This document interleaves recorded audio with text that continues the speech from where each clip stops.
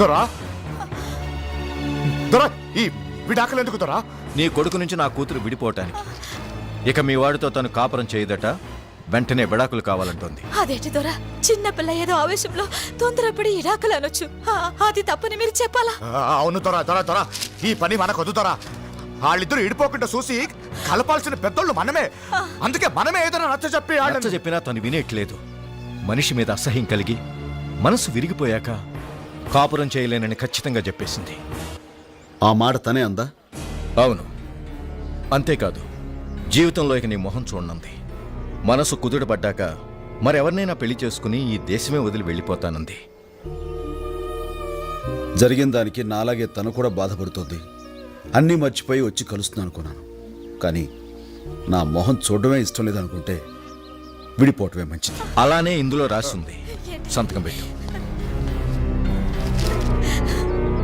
బిడ్డా నాయనా, అయ్యా తొందరపడొద్దయ్యా. ఒకసారి వెళ్ళి మాట్లాడి. వద్దమ్మా, మనల్ని అక్కర్లేదనుకున్న వాళ్ళని మనం కావాలని కోరుకోవడం పొరపాటు. వద్దరా, అలా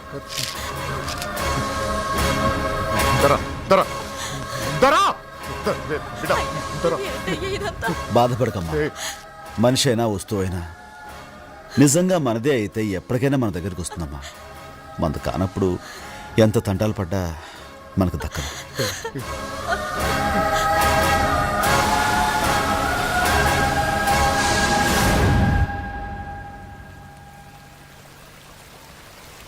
రాజన్న, నిజంగా మీ ఇద్దరు మహబ్బత్ షాదీ విడిపోవటం చూస్తుంటే ఏదో పెద్ద కథలా అనిపిస్తుంది. కొండవాగు లాంటి నువ్వు, ఎండి ముబ్బు లాంటి ఆ అమ్మ ఇట్టా ఇడిపోయి బతకడం చాలా దురదృష్టం రాజన్న. ఎప్పటికైనా మీ ఇద్దరు కలుసుకుని తీరతారు. నా పందెం. అవునవును, కలుసుకుని తీరుతారు. ఓడిపోయే పందాలు కాయకుండా ఉంటేనే మంచి సూరన్న.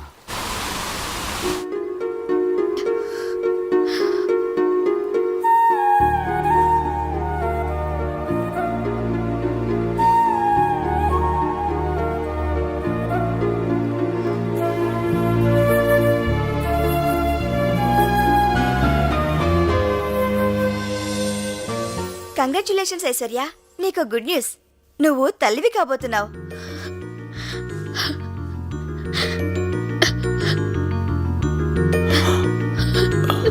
సో మీరు గ్రాండ్ ఫాదర్ కాబోతున్నారు. But one thing mister Rao, she is very weak. Mentally physically ఆవిడకి పూర్తి విశ్రాంతి కావాలి. మందులు పంపిస్తాను, రెగ్యులర్ గా వాడుతుండండి. Take care of her. Thank you doctor. వస్తానండి. వస్తాను ఐశ్వర్య.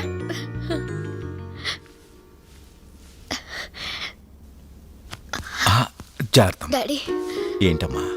నేను తనని కలుసుకోవడానికి గూడానికి వెళ్తాను డాడీ. అదేంటమ్మా, ఒక పక్క డాక్టర్ నిన్ను కదలకూడదని చెప్తుంటే జర్నీ కష్టమైన ఆ అడవికి వెళ్తానంటున్నావు. కానీ డాడీ, ఈ గుడ్ న్యూస్ తనకి. డోంట్ వరీ, నేనే వెళ్ళి చెప్పి తన్ని తీసుకొస్తానమ్మా. డాడీ. అవునమ్మా, జరిగిన గొడవ కారణం నేనే గనుక నేనే వెళ్తాను. నా పొరపాటుకు మన్నించమని అడుగుతాను. అతన్ని ఎలాగైనా తీసుకొస్తాను. మీ ఇద్దరూ కలిసి ఉండటం కంటే కావాల్సిందేముందమ్మా నాకు? Thank you daddy. నేను ప్రెగ్నెంట్ అనే విషయం తెలిస్తే చాలు తన కోపం మర్చిపోయి పరిగెత్తుకుని వస్తాడు. తనకు పిల్లలంటే ప్రాణం డాడీ. నువ్వు వెంటనే బయలుదేరు. ఇప్పుడే బయలుదేరుతానమ్మా. ఏంటి నాన్న నువ్వు అనేది? అవునమ్మా, విడాకులు కావాలన్నాడు. నీతో కలిసి కాపురం చేయలేనన్నాడు. జీవితంలో ఇక నీ మొహం కూడా తను చూడనన్నాడు.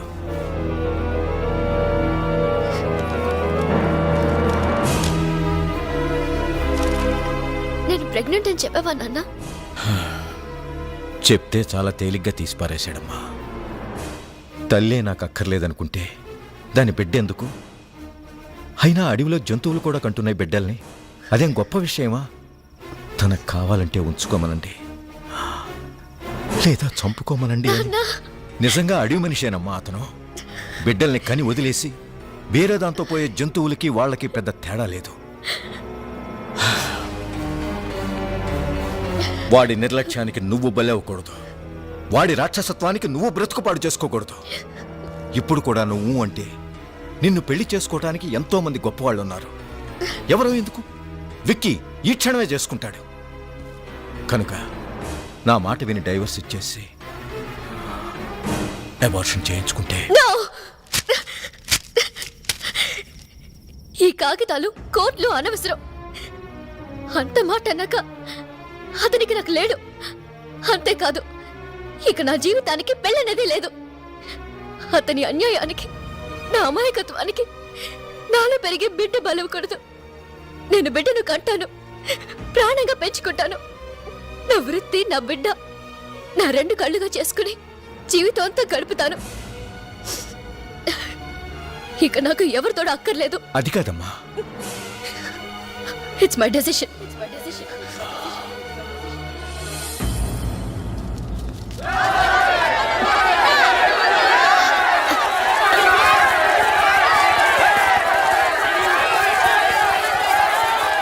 ఏంటి గొడవ? ఏం జరిగింది? శివంగి సావటానికి ఎట్టు దూకేసిందమ్మా. ఏంటి? శివంగి చావాలనుకుందా? అవునమ్మా, ఆ రాజు పెళ్లి చేసుకోనని చెప్పాడంట. దాంతో ఇది మోసపోయాను అనుకుని ఎట్ట దూకి సావాలనుకుందంట. ఎన్ని ఆడ బ్రతుకులకి అన్యాయం చేస్తావు రాజు. ఇక నీ విషయంలో ఊరుకోకూడదు.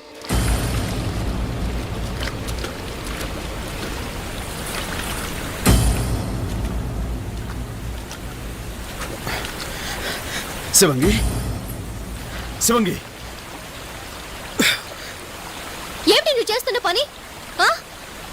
ఈ అమాయకురాల్ని ఆత్మహత్య చేసుకునే స్థితికి తీసుకొచ్చిన నువ్వు మనిషివేనా? చెయ్యాల్సింది చేసి ఇప్పుడు మంచివాడిలాగా, మహానుభావుడిలాగా దాన్ని బతికించాలని చూస్తున్నావా? ప్రేమ, పెళ్లి అని కబుర్లు చెప్పి ఎంతమందికి అన్యాయం చేయాలని చూస్తావు? శివంగి, ఎందుకు ఇలా చేసావు? అమ్మగారు, నీకు అన్యాయం చేసిన ఇతన్ని వదిలిపెట్టేది లేదు. ఇతని చేత నీ మెళ్ళో తాళి నేను కట్టిస్తాను. రాసి చేత నాకు తాళి కట్టిస్తారా? చాలా తప్పమ్మ గారు.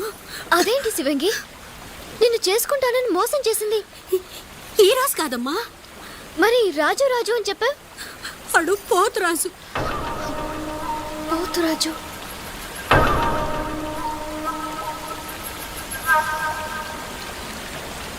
నేనే ముద్దుగా రాజు అని పిలుస్తుంటాను. రాజన్నా, ఇడిగో పోతరాజుని అట్టుకొచ్చాం. ఏంటి? ఏమైంది? ఆ సచ్చినోడిని ఇంకో దెబ్బ కొట్టు. దేనికి రాజన్న కొడుతున్నావు? దేనికేమిట్రా? ఇన్నాళ్ళు దాన్ని ప్రేమించి ఇప్పుడు మనవాడని చెప్తావరా? దాంతో ఏటో దూకి సాగుపోయింది. సాగుపోయిందా? పోసిన బంగారు కోడి పెట్ట నిజంగానే నీటిలో దూకేసావా? నువ్వు చచ్చిపోతే నేనేమైపోతానే? ఏ ఆ బుద్ధి ముందేమైందిరా? అట్ట అడుగు. దేనికిరా మనవాడన్నా? అదా, అదే. దానికి నా మీద ప్రేమలో ఎంతుందో తెలుసుకుందామని మనువాణని చిన్న పరిచి పెట్టా. అది నిజంగా నీటిలో దూకుతుంది నాకే తెలుసు. నువ్వు అనన్నా ఈ నేసి పారేస్తా. దీనికి కూడా ఇంతగా పెట్టుడు ముహూర్తం రేపే అమ్మవారి గుళ్ళో పెళ్ళి.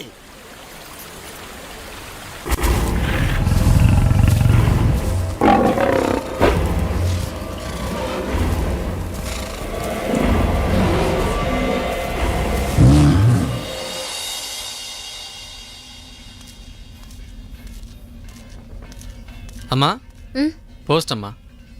Thank you.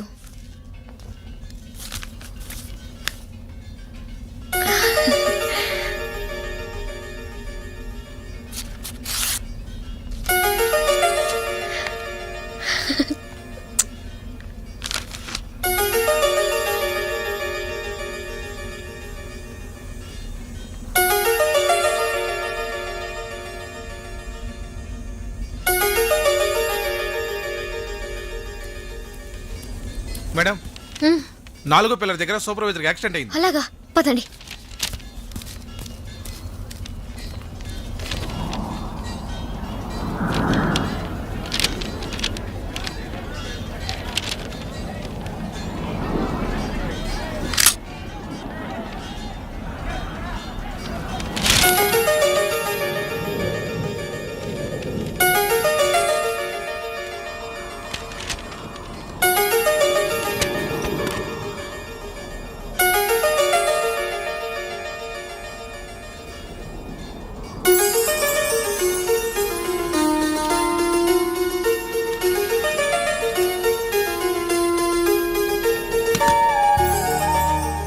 మేడం నమస్తే. మీకు లెటర్ రాయడానికి కారణం మీ పాప.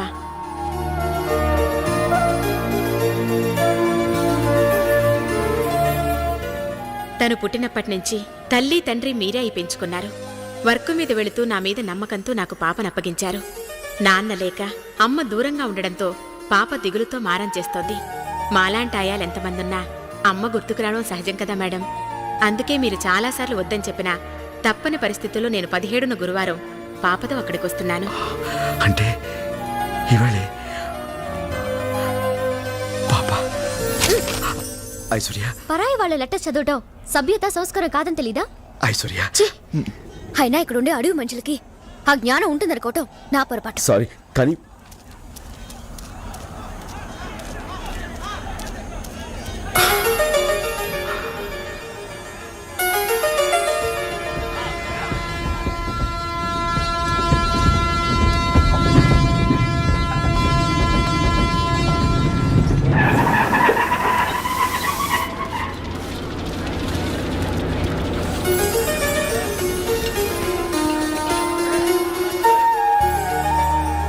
అఖిలా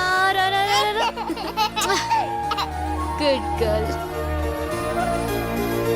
ఏంటమ్మా?